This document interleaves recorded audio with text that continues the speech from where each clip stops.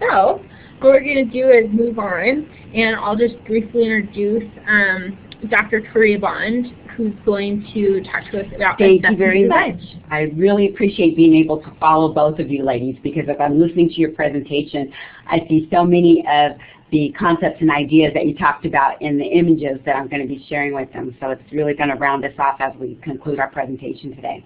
I'm Tori Bond. I'm instructional designer for the Online and Professional Studies program at Cal Baptist. And my primary responsibility is to work with faculty and help them create engaging online courses that are interactive, so that we're not just, read, and take a test. So I'm going to focus on the assessment design portion of the ECP rubric and talk to you about the conceptual framework that undergirds our assessment plan for SOCIAL 213 and for the most part all of our online classes at CBU Online.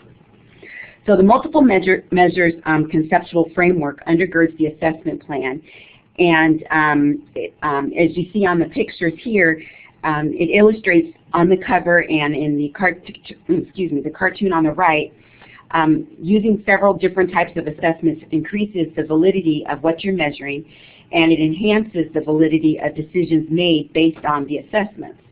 So while there are many different types of assessments, and none of them are inherently better than another, the Sociology 213 plan was built on direct, authentic, embedded, and integrated assessments.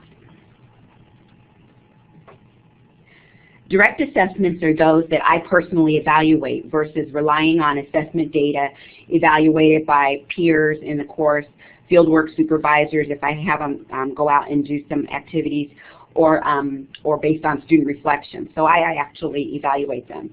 Using the Blackboard testing feature, students get immediate feedback, but I am able to look at the basic item analysis information for all the students to determine what misconceptions still remain from a lesson, and I can target my weekly update comments accordingly. So on the image here, you're looking at the arrow pointing to a Chapter 1 quiz using the Blackboard testing feature.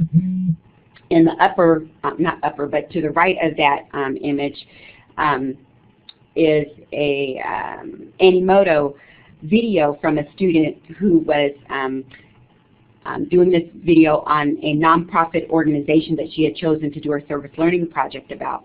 And Animoto is a web tool that turns images and text into music videos.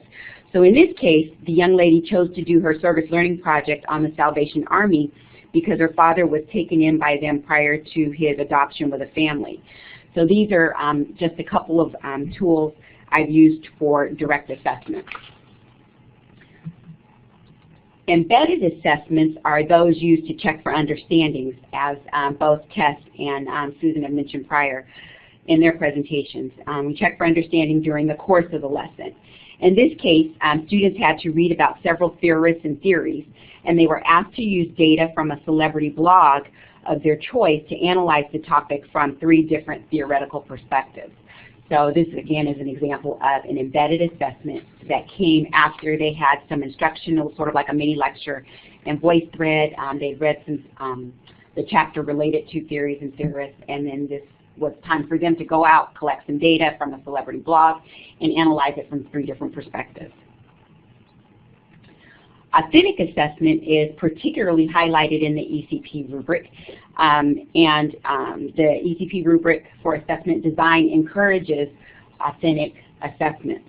So this, in order to achieve in the exemplary category, you want to foster higher order thinking and assessments that take place within authentic environments.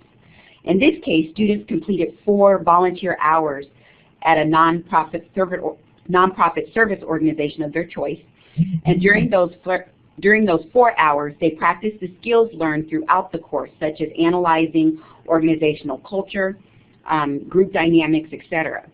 So the directions for the assessment were built using Blackboard's interactive wiki tool, and individual students created 1 wiki page for the different aspects of the project.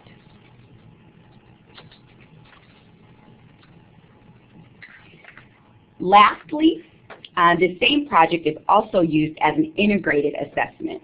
And integrated assessments measure multiple objectives at once. In this case, many of the learning objectives could be assessed through this one service learning project. So as you can see, the assessment design is varied so that their attainment of learning outcomes is measured through multiple choice quizzes, data analysis assignments, and the culminating service learning project. And that's all I have for you in terms of integrating, in terms of assessment design and how it relates to the ECPP rubric. So I will turn it back to Sharon so that she can facilitate our Q&A.